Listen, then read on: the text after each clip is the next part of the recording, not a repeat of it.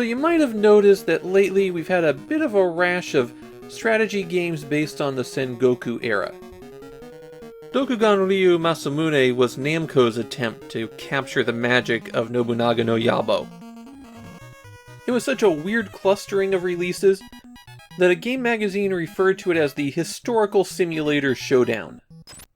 What Namco brings to the table with theirs is higher production values, and a more streamlined interface that still offers you a lot of strategic options.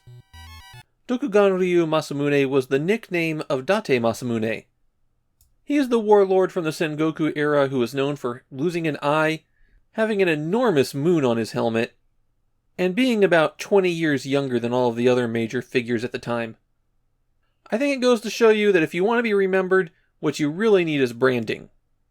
There was actually a television drama about Masamune's life that was occurring at the time, though this game is not based on that.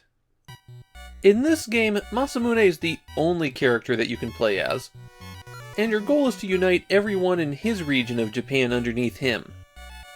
Dokuganryu Masamune follows very closely in the footsteps of Nobunaga no Yabo. Just like in Koei's game, every turn is a season.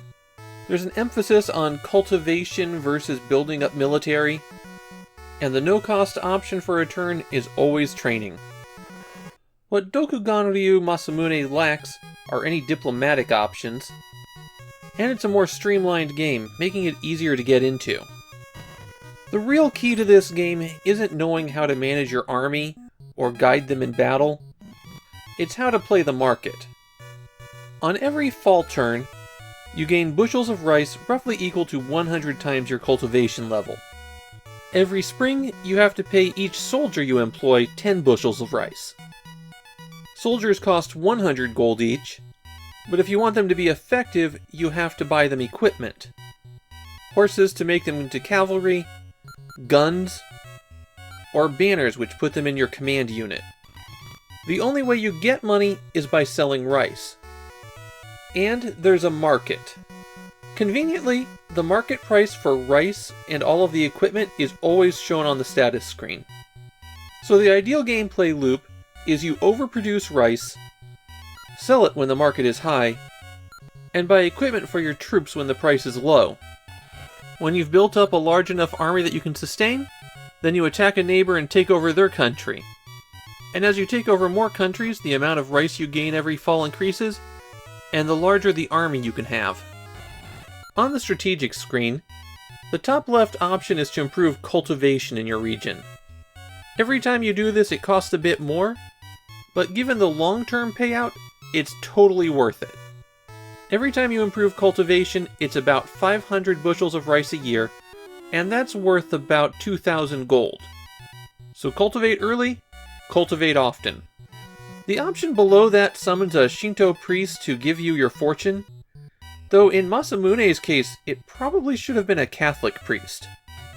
Below that you have the option to train, and generally that involves your troops working out, but it could also involve you going to this little action scene where you ride a horse and shoot targets.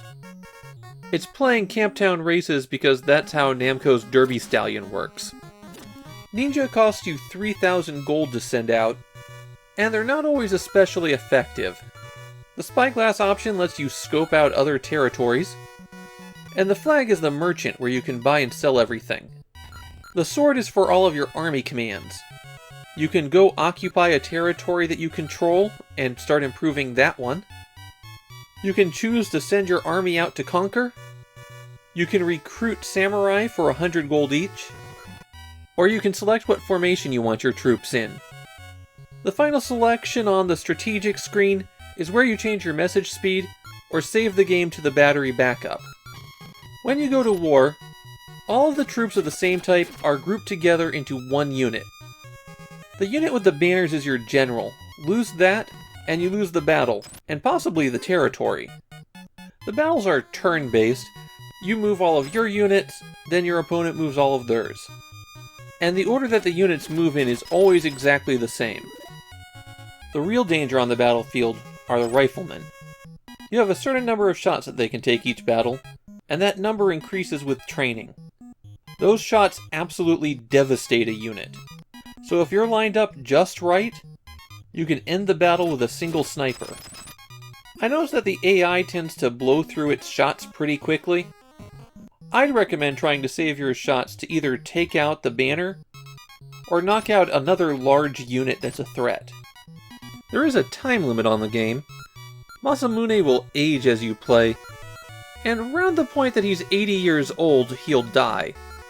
So get your conquering done before that. There was a unique problem with the game on release. The first round of Namco's cartridges for Dokuganryu Masamune had a little bit of a bulge in them. While they'd still fit just fine in a regular Famicom, Sharp had recently released a Famicom built into a television, and they didn't fit into that at all. That's all the key points for playing Dokuganryu Masamune, which tells you how cut down the game is. That said, however, I also think it's the best game in the historical simulator showdown we've been having. Nobunaga no Yabo's interface was a nightmare. Takeda's Shingen was just poorly designed. Dokuganryu Masamune was a game I was actually getting into as I played it. I'm not alone in my views here either. Dokuganryu Masamune is well remembered in Japan as one of the high points of Famicom strategy games. I was having fun while I played this game, and I think that's really the best recommendation.